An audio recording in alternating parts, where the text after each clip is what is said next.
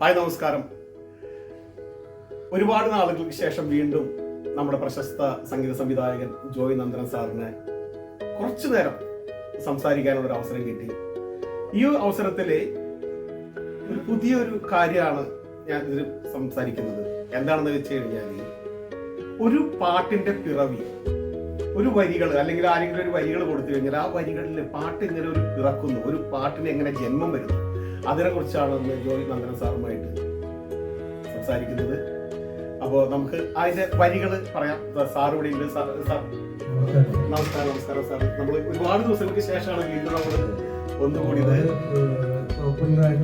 നല്ലൊരു വീഡിയോയ്ക്ക് ശേഷം, നല്ലൊരു സൂപ്പർ ഹിറ്റ് ആൽബത്തിന് ശേഷമാണ് സാറുമായിട്ട് ഇപ്പൊ ഒരു പുതിയൊരു പാട്ടിന്റെ വിശേഷമായിട്ട് വന്നിരിക്കുന്നത്.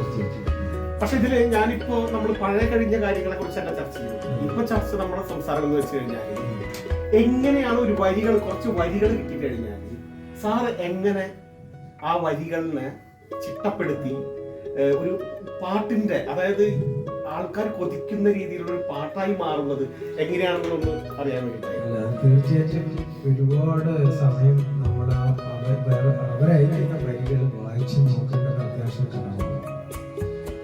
ആ അത്യാവശ്യം ഘടകം കഴിഞ്ഞു കഴിഞ്ഞാൽ പിന്നെയാണ് നമുക്ക് അതിന് എങ്ങനെ ജീവൻ കൊടുക്കാൻ പറ്റുന്നു എന്നുള്ള തോന്നലുണ്ടാവുന്നത്. തീർച്ചയായും അങ്ങനെ വരുമ്പോഴാണ് ഒരു പാട്ട് ഉണ്ടാകുന്നത്. മധുരമായൊരു പാട്ട്. അങ്ങനെയാണ് ഇത്രയും കാലം ഞാൻ ഇത് ഉണ്ടാക്കി കൊടുത്തിട്ടുള്ളത്. ജനങ്ങളിൽ ഒരുപാട് തീർച്ചയായിട്ടും എല്ലാവരും സ്വീകരിച്ച പാട്ടുകളാണ് ചോദിച്ചാൽ എല്ലാ പാട്ടുകളും സൂപ്പറാണ്. ഒന്നും നമുക്ക് മാറ്റി വെക്കാനായിട്ട് പറയാൻ പറ്റുന്ന പാട്ടുകളല്ല, എല്ലാം സൂപ്പർ പാട്ടുകളാണ്. എന്താ പറയുന്നത്, സർവീസിന്റെ ഒരു അനുഗ്രഹം.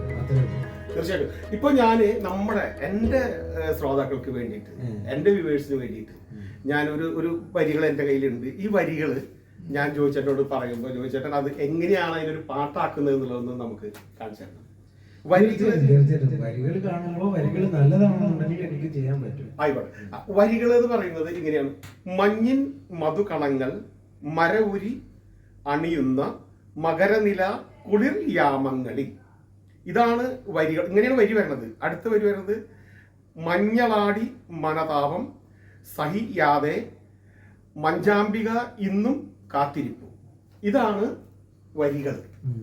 ഈ വരികളിനെയാണ് ഇന്ന് എൻ്റെ വ്യൂവേഴ്സിന് വേണ്ടിയിട്ട് ജോയ് ചേട്ടൻ മധുരമായൊരു പാട്ടാക്കാൻ പോകുന്നത്. അത് ഈ വരികൾ ഞാൻ ജോയിച്ചേട്ടനിൽ കൊടുക്കുന്നുണ്ട്.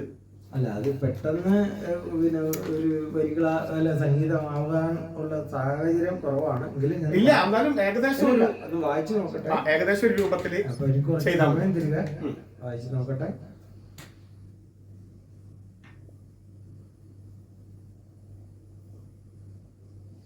മഞ്ഞിൻ മധുകണങ്ങൾ മരവുരി അണിയുന്ന മകരനിലാക്കുളിർ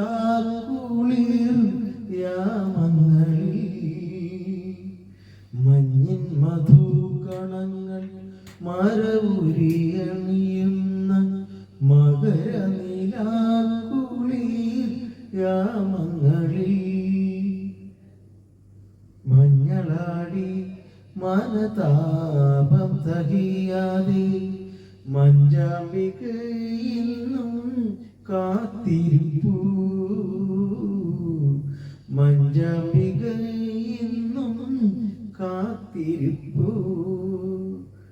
മഞ്ഞിൻ മധുകണങ്ങൾ മരവുരി അണിയുന്ന മകരനിലാക്കുളിർ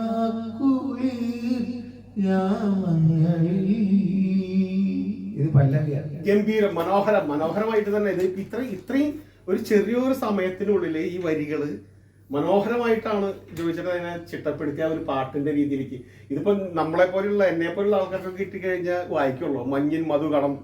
പക്ഷെ ഇതാണ് ഒരു ജീനിയസ് എന്ന് പറയാ. നമ്മള് ഒരു സംഗീതത്തില് തീർച്ചയായിട്ടും ഈശ്വരാനുഗ്രഹം കൊണ്ട് അങ്ങനെ സംഭവിച്ചു പോകുന്നതാണ്. ഒരുപാട് സന്തോഷം. ഇത് എന്റെ ശ്രോതാക്കൾക്ക് ഒരു പുതിയൊരു കാഴ്ചയായിരിക്കും, പുതിയൊരു അറിവായിരിക്കും. അല്ലെങ്കിൽ എന്താ പറയാ, എനിക്ക് പറയാൻ വാക്കുകളിൽ അത്രയും മനോഹരമായിട്ടാണ് ഈ വരികളിനെ ജോയ് ചേട്ടൻ ചിട്ടപ്പെടുത്തി എടുത്തത്. ഒരുപാട് സന്തോഷം ജോയ് ചേട്ടാ, ഒത്തിരി സന്തോഷം.